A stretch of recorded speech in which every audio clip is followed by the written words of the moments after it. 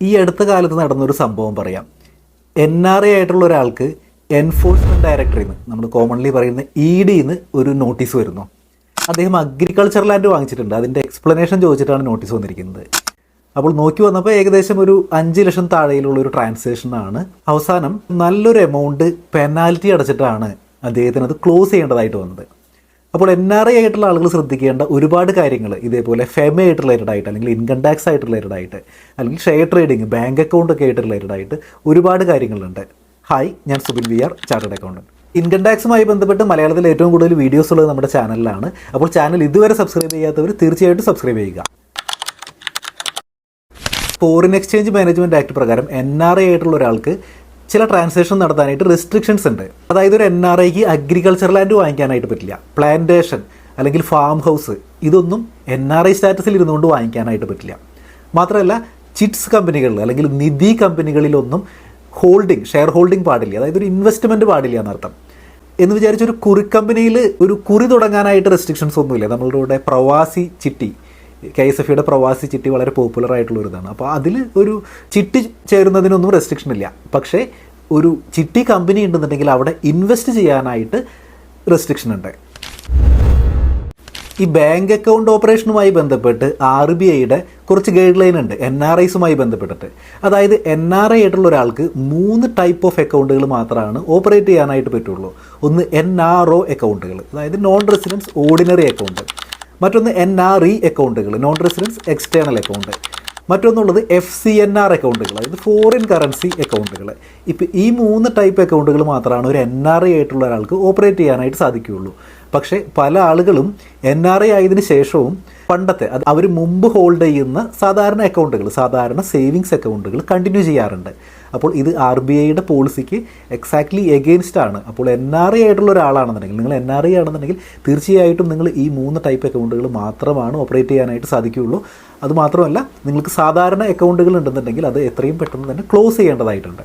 പല NRIസും വളരെ കോമൺലി ചോദിക്കുന്നൊരു ചോദ്യമാണ്, അവർ നാട്ടിലേക്ക് പെർമനൻറ്റ് സെറ്റിൽമെൻറ്റിനായിട്ട് വരികയാണ്, അങ്ങനെയാണെന്നുണ്ടെങ്കിൽ എത്ര നാൾ അവരുടെ NRE FDകൾ ഹോൾഡ് ചെയ്യാനായിട്ട് പറ്റും? അപ്പോൾ ഇതിൽ RBIയുടെ വളരെ വ്യക്തമായിട്ടുള്ള ഗൈഡ് ലൈൻ ഉണ്ട്. അതായത് ഒരാൾ പെർമനൻറ്റ് സെറ്റിൽമെൻറ്റിനായിട്ട് നാട്ടിലേക്ക് വരികയാണ് എന്ന് കരുതൂ. അങ്ങനെയാണെന്നുണ്ടെങ്കിൽ ഉടനെ തന്നെ അവരുടെ NRE FDകളൊക്കെ കൺവെർട്ട് ചെയ്തുകൊണ്ട് നോർമൽ അക്കൗണ്ടുകളായിട്ട് കൺവെർട്ട് ചെയ്യേണ്ടതായിട്ടുണ്ട്. പക്ഷേ ഈ കാര്യത്തിൽ കണ്ടിരിക്കുന്നത് പലപ്പോഴും പല ബാങ്ക് മാനേജേഴ്സൊക്കെ NRE FDയുടെ കാലാവധി വരെ നിങ്ങൾക്ക് വേണമെന്നുണ്ടെങ്കിൽ NRE FD കണ്ടിന്യൂ ചെയ്യാം എന്നൊക്കെ പറഞ്ഞ് കേട്ടിട്ടുണ്ട്. പക്ഷേ ഇത് RBIയുടെ പോളിസിക്ക് എഗെയിൻസ്റ്റ് ആണ്. ഈ ഒരു സാഹചര്യം വരികയാണെന്നുണ്ടെങ്കിൽ നിങ്ങൾ ആസ് എ ബാങ്കിൻ്റെ കസ്റ്റമർ എന്നുള്ള നിലയിൽ നിങ്ങളൊരു ഇൻറ്റിമേഷൻ ബാങ്കിന് കൊടുക്കുക. അതായത് നമ്മളുടെ NRI സ്റ്റാറ്റസ് അവസാനിപ്പിച്ചുകൂടെ നാട്ടിലേക്ക് വന്നിരിക്കുകയാണ്, please convert these NRE FD to normal residence account എന്ന് പറഞ്ഞ് നിങ്ങളൊരു ഇമെയിൽ ചെയ്തിടുക. അറ്റ്ലീസ്റ്റ് നിങ്ങളുടെ ഒരു പോർഷൻ നിങ്ങൾ സേഫ് ആക്കിയിട്ടിടുക. NRIs വളരെ കോമൺലി ചോദിക്കുന്ന മറ്റൊരു കാര്യമാണ് NRA ആയിട്ടുള്ള ഒരാൾ ഇൻകം ടാക്സ് റിട്ടേൺ ഫയൽ ചെയ്യണോ എന്നുള്ളത്.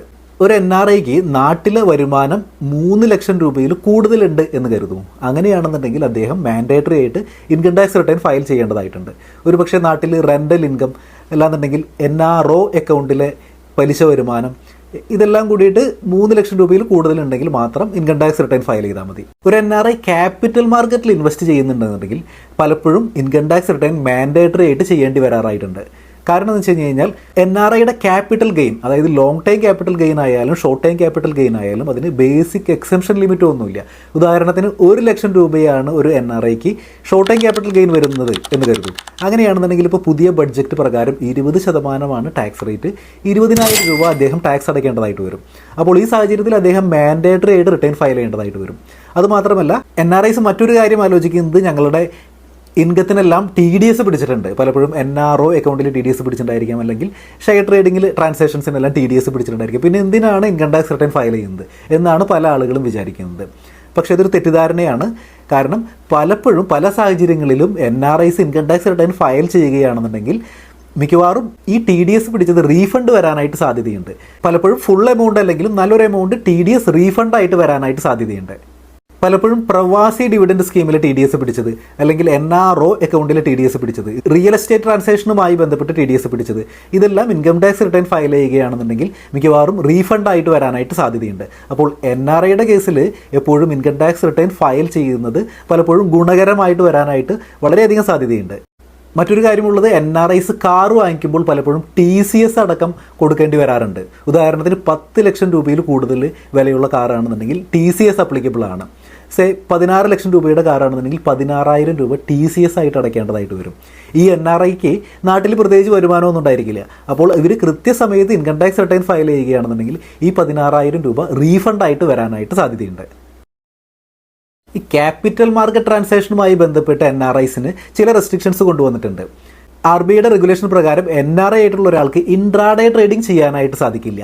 മാത്രമല്ല NRI ക്യാപിറ്റൽ മാർക്കറ്റിൽ ഇൻവെസ്റ്റ് ചെയ്യുകയാണെന്നുണ്ടെങ്കിൽ ഒരു PIS അക്കൗണ്ട് വഴി, ഒരു പോർട്ട്ഫോളിയോ ഇൻവെസ്റ്റ്മെൻറ്റ് സ്കീം വഴി മാത്രമാണ് അദ്ദേഹത്തിന് ക്യാപിറ്റൽ മാർക്കറ്റിൽ ഇൻവെസ്റ്റ് ചെയ്യാനായിട്ട് സാധിക്കുകയുള്ളൂ. അതായത് ഒരു സാധാരണ ഡിമാറ്റ് അക്കൗണ്ട്, ഒരു സാധാരണ ട്രേഡിംഗ് അക്കൗണ്ട് തുടങ്ങിയിട്ട് ഇൻവെസ്റ്റ് ചെയ്യാനായിട്ട് സാധിക്കില്ല. ഈ PIS എന്നുള്ള റൂട്ട് വഴി മാത്രമാണ് ക്യാപിറ്റൽ മാർക്കറ്റിൽ ഇൻവെസ്റ്റ് ചെയ്യാനായിട്ട് സാധിക്കുകയുള്ളൂ. അപ്പോൾ പല ആളുകളും വിദേശത്ത് പോകുന്നതിന് മുൻപ് അവർ കണ്ടിന്യൂ ചെയ്യുന്ന, അവർ ഹോൾഡ് ചെയ്യുന്ന ഡിമാറ്റ് അക്കൗണ്ടുകളിൽ വീണ്ടും വീണ്ടും ട്രാൻസാക്ഷൻസ് ചെയ്യാറുണ്ട്. പക്ഷേ NRI ആയതിനു ശേഷം ആ ഒരു ട്രാൻസാക്ഷൻസ് റെസ്ട്രിക്റ്റഡ് ആണ്. അതായത് നിങ്ങൾ NRI ആയി കഴിഞ്ഞ് കഴിഞ്ഞാൽ നിങ്ങൾക്ക് PIS അക്കൗണ്ട് വഴി മാത്രമാണ് ഇൻവെസ്റ്റ്മെൻറ്റ് ചെയ്യാനായിട്ട് സാധിക്കുകയുള്ളൂ. നോർമലി ട്രേഡിംഗ് ചെയ്യാനായിട്ട് സാധിക്കില്ല. അതുകൊണ്ട് തന്നെ ഇൻട്രാഡേ ട്രേഡിംഗ് റെസ്ട്രിക്റ്റഡ് ആണ്. ഇൻവെസ്റ്റ്മെൻറ്റുകൾ, അതായത് ലോങ് ടൈം ആയിട്ടോ ഷോർട്ട് ടൈം ആയിട്ടോ ഇൻവെസ്റ്റ് ചെയ്യാനായിട്ട് റെസ്ട്രിക്ഷൻസ് ഒന്നുമില്ല. NRI ആയിട്ടുള്ള ഒരാൾക്ക് ഫ്യൂച്ചേഴ്സ് ആൻഡ് ഓപ്ഷൻ സെഗ്മെൻറ്റിൽ ട്രാൻസാക്ഷൻ നടത്താനായിട്ട് റെസ്ട്രിക്ഷൻസ് ഒന്നുമില്ല. NRI ആയിട്ടുള്ള ഒരാൾ നാട്ടിലേക്ക് വരുമ്പോൾ എത്ര സ്വർണ്ണം ഡ്യൂട്ടി ഫ്രീ ആയിട്ട് കൊണ്ടുവരാനായിട്ട് സാധിക്കും? സെൻട്രൽ ഗവൺമെൻറ്റിൻ്റെ ബഗേജ് റൂൾസിലാണ് ഇതിനെപ്പറ്റി പറഞ്ഞിരിക്കുന്നത്. ഒരു മെയിൽ പാസഞ്ചറാണ് എന്ന് കരുതൂ. അങ്ങനെയാണെന്നുണ്ടെങ്കിൽ അദ്ദേഹം ഒരു വർഷത്തിൽ കൂടുതൽ വിദേശത്ത് താമസിച്ചിട്ടാണ് വരുന്നതെങ്കിൽ 50,000 രൂപ വാല്യൂ ഉള്ള ഗോൾഡ് ഓർണമെൻറ്റ്സ് ഡ്യൂട്ടി ഫ്രീ ആയിട്ട് കൊണ്ടുവരാൻ പറ്റും. ഇനി ഫീമെയിൽ പാസഞ്ചർ ആണെന്നുണ്ടെങ്കിൽ 1 ലക്ഷം രൂപ വരെ വാല്യൂ ഉള്ള ഗോൾഡ് ഓർണമെൻറ്റ്സ് ഡ്യൂട്ടി ഫ്രീ ആയിട്ട് കൊണ്ടുവരാം. അതായത് ഇതിൽ ഗോൾഡ് ബാറോ അല്ലെങ്കിൽ ഗോൾഡ് ബിസ്ക്കറ്റോ അല്ലെങ്കിൽ ഗോൾഡ് കോയിൻസ് ഇതൊന്നും ഇതിൽ ഉൾപ്പെടില്ല. ഗോൾഡ് ഓർണമെൻറ്റ്സ് മാത്രമാണ് കൊണ്ടുവരാനായിട്ട് സാധിക്കുന്നത്. അത് ഈ ലിമിറ്റിനുള്ളിൽ മാത്രമാണ് ഡ്യൂട്ടി ഫ്രീ ആയിട്ട് കൊണ്ടുവരാനായിട്ട് സാധിക്കുന്നത്. വളരെ കോമൺ ആയിട്ടുള്ള മറ്റൊരു സംശയമാണ്, ഈ NRI ആയിട്ടുള്ള ആളുകൾ അവരുടെ റിലേറ്റീവ്സിന്, പ്രത്യേകിച്ച് ചിലപ്പോൾ അച്ഛനോ അമ്മയ്ക്കോ ഒക്കെ പൈസ ബാങ്ക് അക്കൗണ്ടിലേക്ക് ട്രാൻസ്ഫർ ചെയ്ത് കൊടുക്കും. അവിടെ വിദേശത്ത് നിന്ന് ഡയറക്റ്റ് ഇവരുടെ അക്കൗണ്ടിലേക്ക് ട്രാൻസ്ഫർ ചെയ്ത് കൊടുക്കും. അപ്പോൾ ഇങ്ങനെ ലഭിക്കുന്ന പൈസയ്ക്ക് ഇവരിവിടെ ഇന്ത്യയിൽ ടാക്സ് അടയ്ക്കേണ്ടതായിട്ടുണ്ടോ? അവർക്കിവിടെ ടാക്സ് ലയബിലിറ്റി വരുന്നില്ല. കാരണം ഇതിൻ്റെ ഒരു ഒറിജിൻ എന്ന് പറയുന്നത് വിദേശത്തുള്ള പണമാണ്. ഇങ്ങനെ ലഭിക്കുന്ന തുകയ്ക്ക് NRIസിൻ്റെ റിലേറ്റീവ്സ് ടാക്സ് അടയ്ക്കേണ്ടതായിട്ടില്ല. പക്ഷേ കുറച്ചുകൂടി ബെറ്റർ ഓപ്ഷൻ എന്ന് പറയുന്നത് NRI ആയിട്ടുള്ള ആൾ അദ്ദേഹത്തിൻ്റെ NRI അക്കൗണ്ടിൽ നിന്നും ഇങ്ങനെ റിലേറ്റീവ്സിൻ്റെ അക്കൗണ്ടിലേക്ക് ട്രാൻസ്ഫർ ചെയ്യുന്നതാണ്. അല്ലാതെ ഡയറക്റ്റ് വിദേശത്ത് നിന്ന് റിലേറ്റീവ്സിൻ്റെ അക്കൗണ്ടിലേക്ക് ട്രാൻസ്ഫർ ചെയ്യുന്നത് ചിലപ്പോൾ പലപ്പോഴും അത് പ്രൂവ് ചെയ്യാനായിട്ട്, അത് NRI ഫണ്ടാണ് അല്ലെങ്കിൽ അതിൻ്റെ സോഴ്സ് എന്താണെന്നൊക്കെ പ്രൂവ് ചെയ്യാനായിട്ട് ചിലപ്പോൾ ബുദ്ധിമുട്ടുണ്ടാവാനായിട്ട് സാധ്യതയുണ്ട്. അപ്പോൾ ഈ സാഹചര്യത്തിൽ NRI അക്കൗണ്ടിൽ നിന്നും റിലേറ്റീവ്സിൻ്റെ അക്കൗണ്ടിലേക്ക് ട്രാൻസ്ഫർ ചെയ്യുന്നതാണ് കുറച്ചുകൂടി സേഫർ ആയിട്ടുള്ള മെത്തേഡ്. ഈ വീഡിയോയുമായി ബന്ധപ്പെട്ട് നിങ്ങൾക്ക് എന്തെങ്കിലും അഭിപ്രായങ്ങളോ സംശയങ്ങളോ ഉണ്ടെങ്കിൽ തീർച്ചയായിട്ടും കമൻറ്റ് ബോക്സിൽ രേഖപ്പെടുത്തുക. ചാനലിൻ്റെ വാട്സപ്പ് നമ്പർ ഡിസ്ക്രിപ്ഷനിൽ കൊടുത്തിട്ടുണ്ട്. നിങ്ങൾക്ക് അതിലേക്ക് മെസ്സേജ് അയക്കാം. വീഡിയോ യൂസ്ഫുൾ ആയി എന്ന് കരുതുന്നു. മറ്റൊരു വീഡിയോ ആയിട്ട് വീണ്ടും കാണാം. Thanks for watching.